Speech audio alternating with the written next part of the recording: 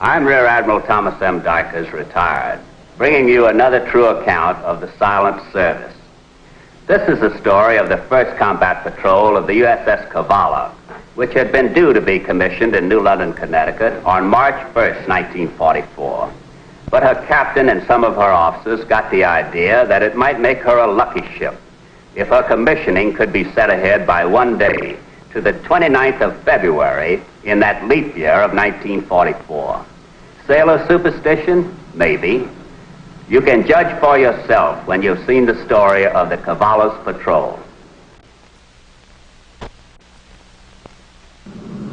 At the submarine base, New London, Connecticut, the cradle and home of the submarine force, the Cavalla was duly commissioned. Set the watch. Aye, aye, sir. Set the watch. Dismiss the crew. On deck, Section 1, crew dismissed.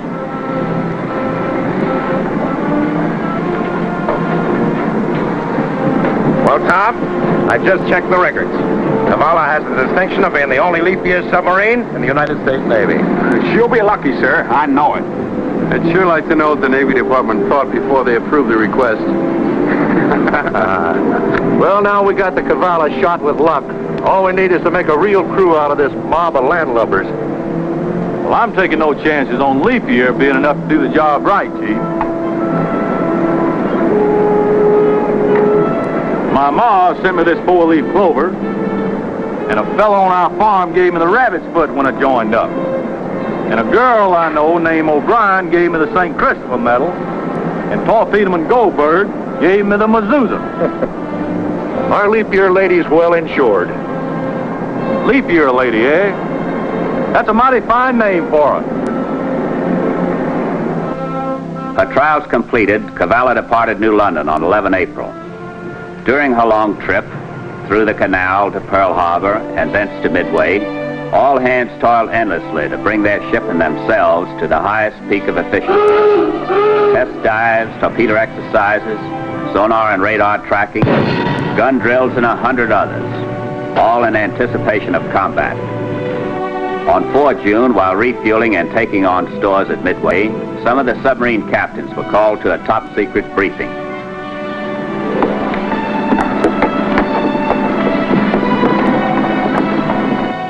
To sum up, gentlemen, a joint force of Marines and Army will hit Saipan on 15 June.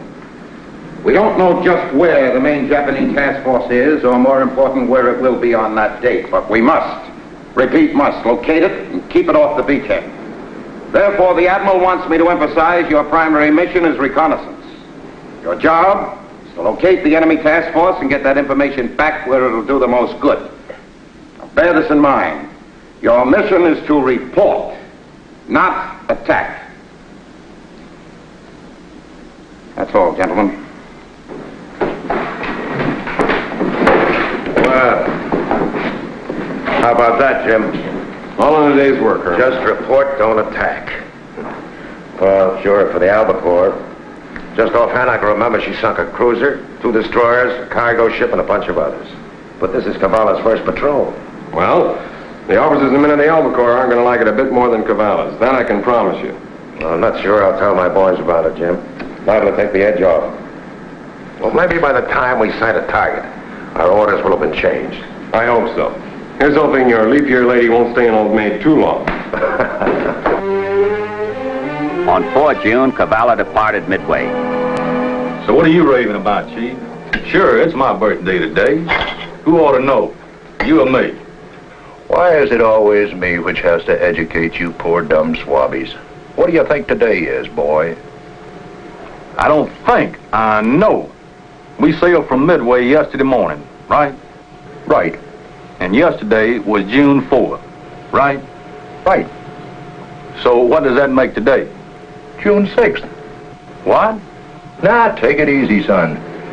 So happens that we crossed the international date line early this morning. June 5th is gone forever. And my birthday with it. I've been wrong. Happy birthday, Chief. Yeah, happy birthday. That's a swell-looking cake, Master Carl. Thanks a lot. And here's a birthday special just for you. Hush puppies. I just can't believe it. Made with genuine cornbread mix. I got the recipe from Lieutenant Deneg. Oh, the things you folks from the South can dream up. Cavalla proceeded towards her assigned patrol area. On the night of 15 June, 1900. We'll be in our patrol area in a few minutes. There's an intercept we picked up, Captain. I just decoded it. The first wave of Marines hit Saipan Beachhead 0840 under heavy fire. Enemy divisional guns and mortars are concerned. The rest of it was all gobbled up with static, sir. You knew they were going in, Captain? Yeah, we were briefed on it at Midway. Sure must be rugged on those beaches right now. the battle for Saipan had just begun. It was to be a long and bitter one.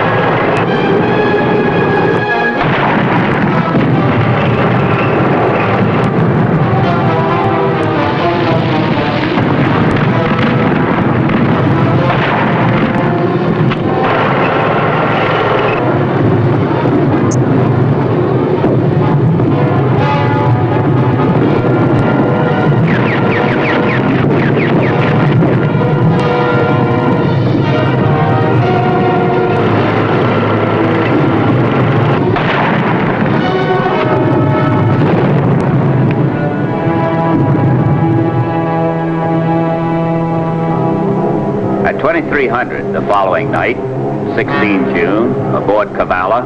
Radar to Captain. We have a contact. 4-ship convoy bearing 320 true. I'm left, course 080. Come left to course 080.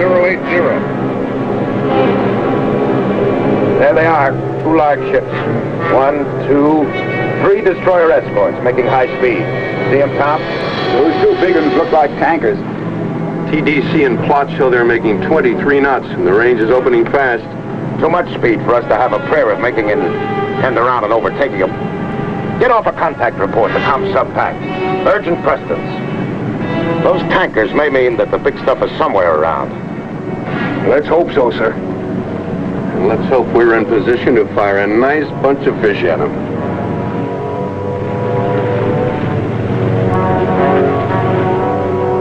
Less than 20 hours later, Cavalla was recharging her batteries in a calm sea. This almost peaceful routine came to an abrupt end at 7:57 in the evening. Radar to bridge. Contact bearing 240. Getting several pips. Come to course 240. All ahead flank. Pips are fading in and out. Must be extreme range. We'll close them fast. More pips appearing.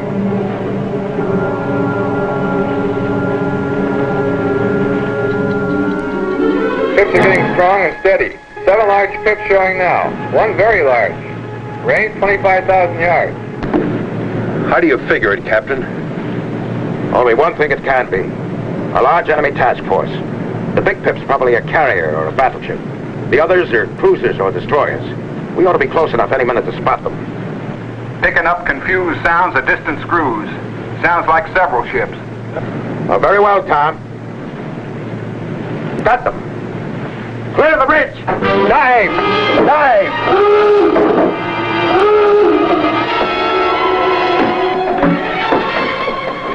Green Ward, where's your load? We're onto something big this time. Captain's got a whole mess of targets in sight. Oh, it's a carrier, all right. 4, 5, 6 battle wagons. At least 4 cruisers. Take a quick look, Tom. You'll never see a sight like this again. Whole Japanese task force from a seat on the 50-yard line. What a sight. A perfect setup. They're not even zigzagging. Downstroke. That carrier's a sitting duck, Captain.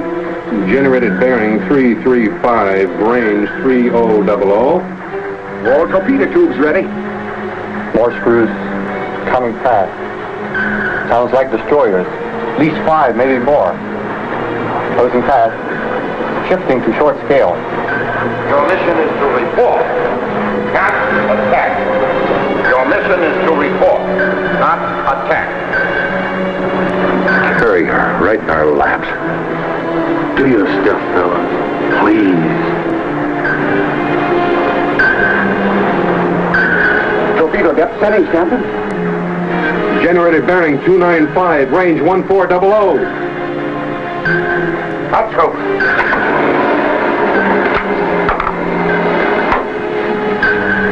Heavy screws coming fast. Many high-speed screws all over the dial.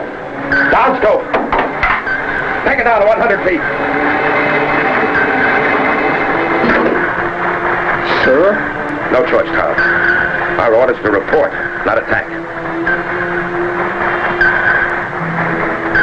Sound.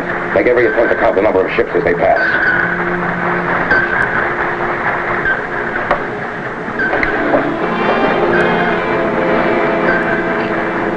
Screws passing directly overhead. 12, 13, 14, 15. Carrier screws moving away fast.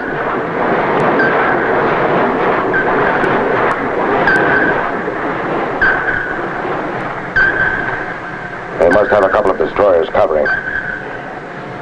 I gotta hand it to you, Captain. I couldn't have done what you did in 100 years.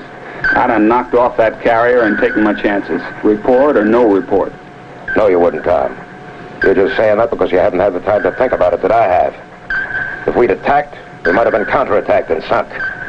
Even if we hadn't been, the rest of the task force might have held us down so long we'd never have gotten our report off in time. You'd have done just what I did, because you had to. As soon as those escorts get far enough away so we can surface, be ready to transmit following message to ComSub-Pac. Large enemy task force. Carrier, 6 battleships, 8 cruisers, many destroyers. Course, 110. Speed, 19 knots. I'll find out what our own position is and add it to the message. Aye, aye, sir. Well, they will find some more targets. Never liked that one. Leap your lady for luck, huh? What a hoodoo that turned out to be.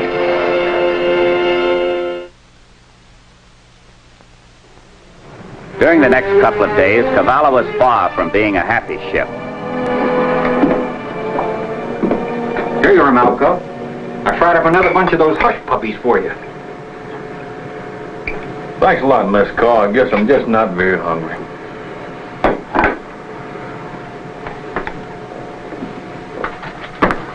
Message from ComSub-Pac to all submarines in this area, sir. Let's hear it, Zeke. Cavalla's report completes the picture. You may now shoot first, report later. Good hunting. Well, that's the general message, Captain. Then follows a transmission for Cavalla. It reads, congratulations to Cavalla for contact report of utmost importance. Well done. Post a paraphrase of both messages on the board, Zeke. Maybe everybody will feel a little better about it now. Yes, sir. And I guess those troops in Saipan owe us a vote of thanks, even if they don't know it.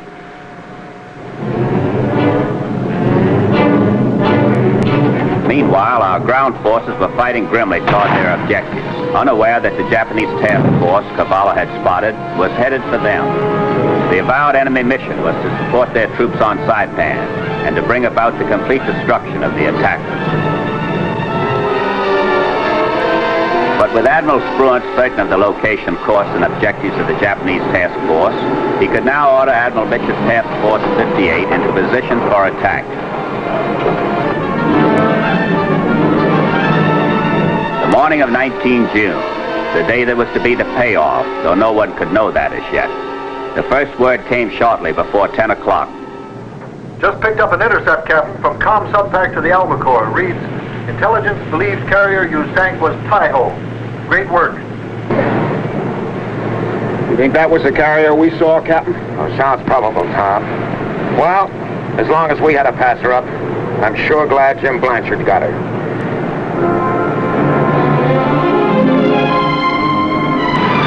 The Japanese had already launched more than 300 planes, confidently expecting to find our fleet close inshore, engaged in support of the Saipan operation.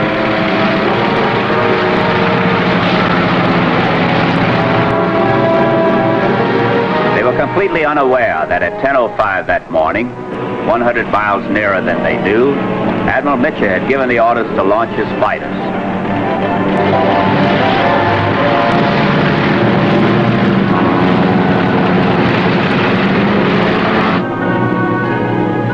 At almost the same instant, Cavalla, picking up unidentified planes on her radar, had submerged.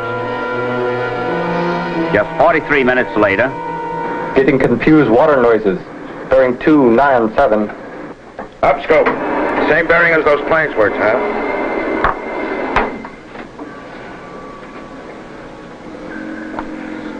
Carrier. 2 cruisers. 1 destroyer. Angle on the bow. Starboard. 1-5. Down scope. Ah, leap year lady on new sheet payoff. Silhouette book ready, Tom. She's a big one, making about 25 knots. Just landing some planes. Heavy screws at high speed. Bearing 296. Faster light screws bearing 297. Closing fast. The 2 cruisers are on the carrier's port bow. The destroyer's on the starboard beam, about 1,000 yards distant. We'll be firing from just about underneath the destroyer. Well, any chance of letting that DD go by before we shoot it? Not unless we want a chance losing this one. We'll try for about a 90-degree starboard track from the bow tubes. Up scope. Now you take this look, Tom. Shikaku class, Captain. I'm sure of it. Shikaku, they say. That's one of the biggest. Sorry for what I said before, guys. Nice going. Keep it up. Shifting to short scale. Heavy screws closing fast. Also high-speed screws closing. Generated range 3400. Bearing 342. Up scope.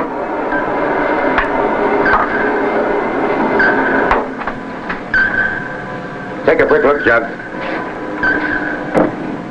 Ooh-wee. Shikoku, no doubt of it. Stand by for setup. Bearing. Mark. 345. Range. Mark. 1800. Down scope. Open the outer doors. We're ready to shoot. Angle on the bow. Starboard 50. All tubes ready? All tubes ready.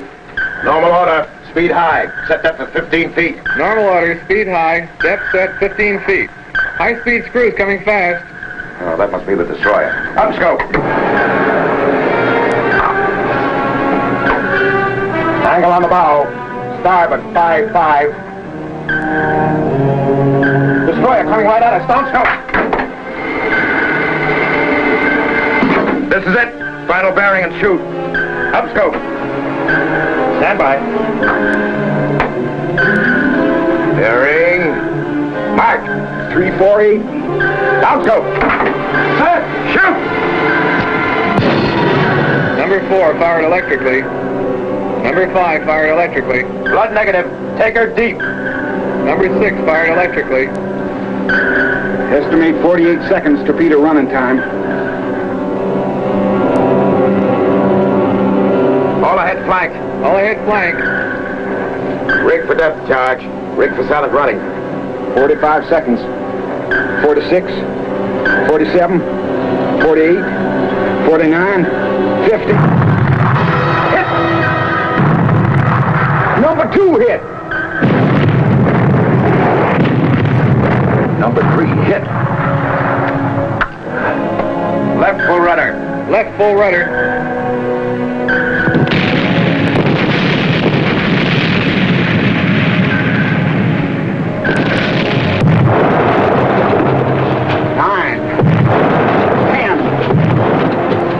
the next 3 hours, Cavalla took a murderous beating, unable to shake off her pursuer.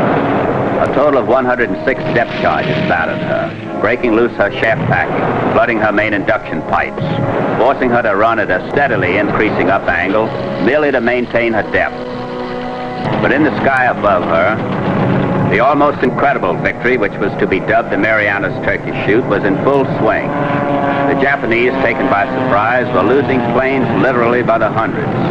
Of the 2 waves launched by Admiral Ozawa, the enemy lost a fearful total of 404. Only 18 of their planes succeeded in breaking through, and of these, exactly 1 landed 1 bomb on the USS South Dakota. The planes that did survive sought in vain for carriers to which to return. Albacore had sunk to Tai-Ho. Cavalla, still being depth charged, lay hidden, while Shokaku, a fire from 3 torpedoes that had set off her aviation gas, sank. The 3rd enemy carrier, the Haitaka, was sunk by Admiral Mitch's planes.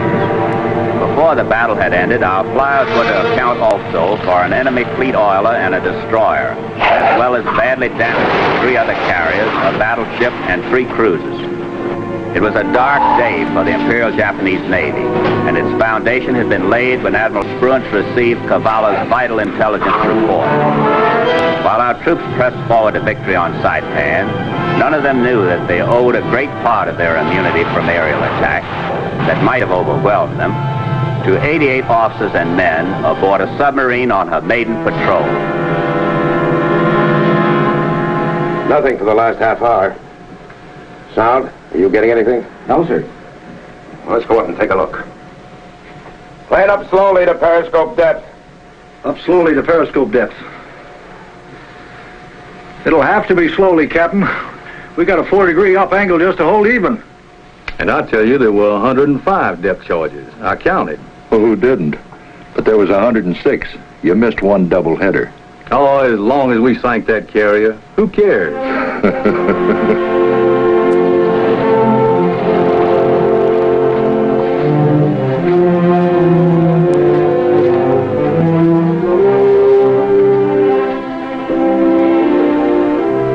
All clear. Secure from battle stations, secure from silent runnings. Any sign of the carrier, sir? Not a trace. Either she's laughed all 3 hits, or she's on the bottom.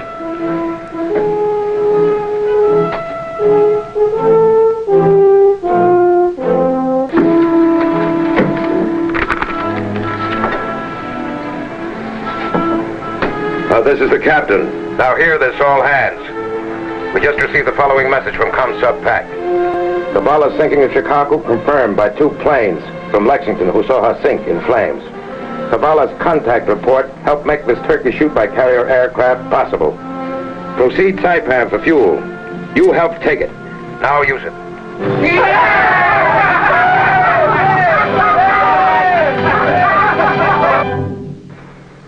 I'll be back in a moment with our special guest.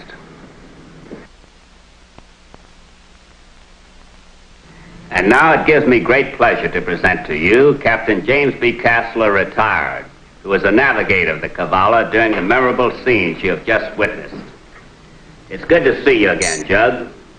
Glad to see you, Admiral, and I must say I got a real kick out of reliving the Cavalla's first combat patrol. Your leap year lady surely lived up to her lucky christening, didn't she? I'm proud to say that she did. That decision to pass up a perfect shot at that first carrier must have been an awfully tough one for your skipper to make. Yes, he said it was just about the toughest he'd ever faced. It surely made us all unhappy at the time. Well, it certainly paid off, not only in your sinking of Shokaku and possibly Albacore's getting Tai-Ho, but in saving the lives of uncounted numbers of Marines and GIs on Saipan. As you know, very few of our submarines were lucky enough to so much as see a carrier during the whole war. So when we had to pass our first chance, we were pretty sure there'd never be another. Well, when the miracle did happen 2 days later, you certainly proved you were ready to handle it. Congratulations on a fine job. Thank you, Admiral. We hope you'll be aboard again when we bring you another true story of the silent service.